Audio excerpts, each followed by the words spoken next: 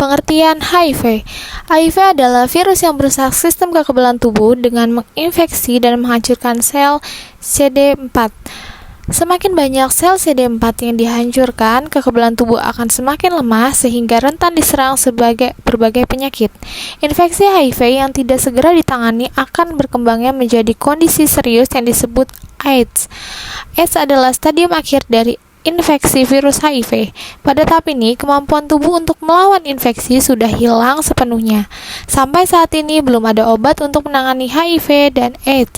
Akan tetapi ada obat untuk memperlambat perkembangan penyakit tersebut dan dapat meningkatkan harapan hidup penderita HIV. Yuk sama-sama kita ketahui gejala HIV/AIDS. Gejala HIV/AIDS membutuhkan diagnosa medis. Dalam beberapa minggu infeksi HIV, gejala seperti flu, seperti demam, sakit tenggorokan, dan kelelahan dapat terjadi. Kemudian penyakit ini biasanya tanpa gejala sampai berkembangnya menjadi AIDS. Gejala AIDS tersebut penurunan berat badan, demam, atau berkeringat saat malam, kelelahan, dan infeksi berlubang.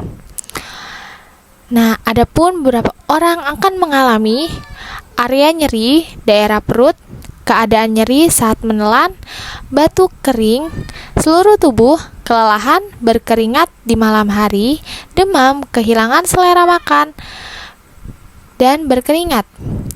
Gastrointestinal, diare berair, diare terus-menerus, mual dan muntah, tenggorokan, kesulitan menelan atau pegal, selangkangan, luka atau pembengkakan, mulut, lidah putih atau ulkus.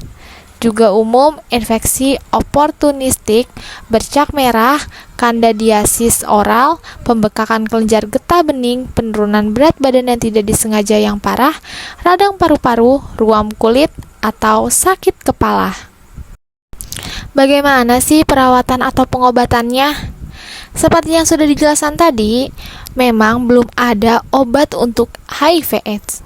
Tapi, kepatutan yang ketat untuk mengonsumsi regimen antiretroviral dapat secara dramatis memperlambat bertambah parahnya penyakit serta mencegah infeksi sekunder dan komplikasi. Untuk mengetahui penyakit HIV/AIDS, kita bisa melakukan berbagai macam tes untuk mendiagnosanya. Secara umum termasuk diantaranya yang pertama tes penapisan atau pemeriksaan antibodi atau immunoassay, menemukan infeksi dalam 3 hingga 6 minggu setelah paparan. Yang kedua ada tes antigen, dapat positif paling awal 3 minggu setelah paparan. Tes RNA. Tes ini tes yang cukup mahal yang dapat mendeteksi penyakit antara 10 hari setelah paparan. Sebelumnya, pastinya mereka yang terkena penyakit HIV/AIDS akan merasa kebingungan, takut, dan juga resah. Maka dari itu, konseling bisa membantu seseorang untuk belajar menyelesaikan masalah interpersonal, emosional, dan pengambilan keputusan. Konseling juga merupakan peran seseorang konselor dalam membantu klien. Dan juga konseling dapat dilakukan perorangan atau pasangan ataupun keluarga. Apa sih tujuan konseling itu? Tujuan konseling membantu setiap individu untuk berperan mandiri dalam hidupnya. Yang kedua, membangun kemampuan untuk mengambil keputusan bijak dan realistik. Yang ketiga, mendiskusikan perilaku mereka dan mampu mengembangkan konsekuensinya. Yang keempat, mendapatkan informasi yang dibutuhkan dan tepat. Jadi, jangan takut ya untuk berkonsultasi kepada ahlinya. Kira-kira konseling itu seperti apa sih? Konseling itu berfokus pada klien, khusus sesuai kebutuhan, masalah, dan lingkungan setiap klien. Adapun proses timbal balik, kerjasama, dan saling menghargai. Konseling ini akan menuju pada tujuan yang sesuai dengan permasalahan, membangun otonomi dan tanggung jawab diri pada klien. Juga memperhatikan situasi interpersonal sesuai sosial atau budaya, kesiapan untuk berubah, mengajukan pertanyaan, menyediakan informasi, mengulas informasi, dan mengembangkan rencana aksi. Jadi, konseling itu bukan berbicara atau mengarahkan, tapi memecahkan permasalahan. Dan konseling juga bukan memberikan nasihat, tapi kita memberikan apa yang klien minta.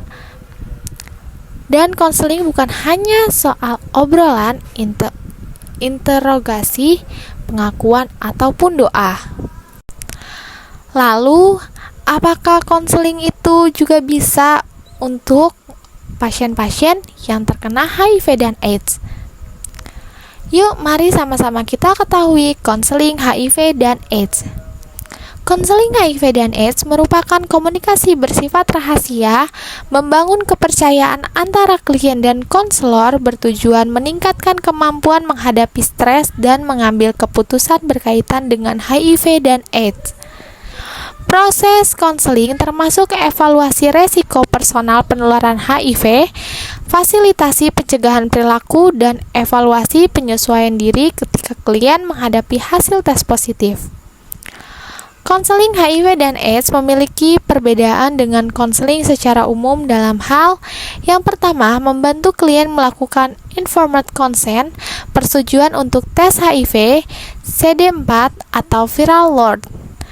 Yang kedua, layanan konseling pra dan pasca tes. Yang ketiga, penilaian mengenai perilaku beresiko klien terhadap infeksi HIV, baik menularkan atau tertular. Yang keempat, penggalian riwayat perilaku seks dan kesehatan klien. Yang kelima, memfasilitasi perubahan perilaku. Yang keenam, konfidensialitas klien sangat penting jika menyangkut isu stigma dan diskriminasi. Yang ketujuh, menjangkau kelompok-kelompok khusus seperti pecandu nafsa, penjajah seks, laki-laki berhubungan seks dengan laki-laki, waria, pekerja migran, suku asli, dan pengungsi, menghadapi isu diskriminasi ganda, yaitu sebagai bagian dari kelompok khusus yang dikucilkan masyarakat, dan sebagai orang yang selalu dianggap beresiko terhadap atau telah terinfeksi HIV. Mengapa konseling HIV dan AIDS itu penting? Konseling pencegahan dan perubahan perilaku dapat mencegah penularan. Lalu, diagnosis HIV mempunyai banyak implikasi psikologik, sosial, fisik, spiritual. HIV ialah penyakit yang dapat mengancam hidup dan sampai dengan saat ini masih membutuhkan pengobatan seumur hidup. Melalui konseling, konselor memfasilitasi ODHA untuk dalam memilih dan mengambil keputusan opsi terbaik yang membuatnya dapat menikmati hidup yang berkualitas. Konseling HIV dan AIDS merupakan proses dengan 3 tujuan umum. Yang pertama, menyediakan dukungan psikologis, misalnya dukungan yang berkaitan dengan kesejahteraan emosi, psikologis, sosial, dan spiritual seseorang yang mengidap virus HIV atau virus lainnya. Yang kedua, pencegahan penularan HIV dengan menyediakan informasi tentang perilaku berisiko seperti seks aman atau penggunaan jarum bersama, dan membantu orang dalam mengembangkan keterampilan pribadi yang diperlukan untuk perubahan perilaku dan negosiasi praktek lebih aman. Yang ketiga, memastikan efektivitas rujukan kesehatan, terapi, dan perawatan termasuk pemecahan masalah kepatuhan berobat. Kesimpulan, HIV adalah virus yang merusak sistem kekebalan tubuh dengan menginfeksi dan menghancurkan sel CD4. Infeksi HIV yang tidak segera ditangani akan berkembang menjadi kondisi serius yang disebut AIDS. Tidak ada obat untuk AIDS, tetapi kepatuhan yang ketat untuk mengonsumsi obat ARV dapat secara dramatis memperlambat bertambah parahnya penyakit. Melalui pencegahan HIV/AIDS lebih baik, seperti menghindari seks bebas, maka dari itu layanan konseling dapat berguna untuk pencegahan atau memberi informasi terkait bahayanya HIV dan AIDS, memberi arahan untuk pencegahan penularan dan cara penanganannya. Berikut adalah daftar pustakanya. Terima kasih untuk teman-teman semua yang sudah menonton video YouTube dari kelompok 3 tentang kajian pasien HIV dan AIDS. Semoga video ini dapat bermanfaat untuk kita semua. Jangan lupa like, komen, dan subscribe. Sampai jumpa.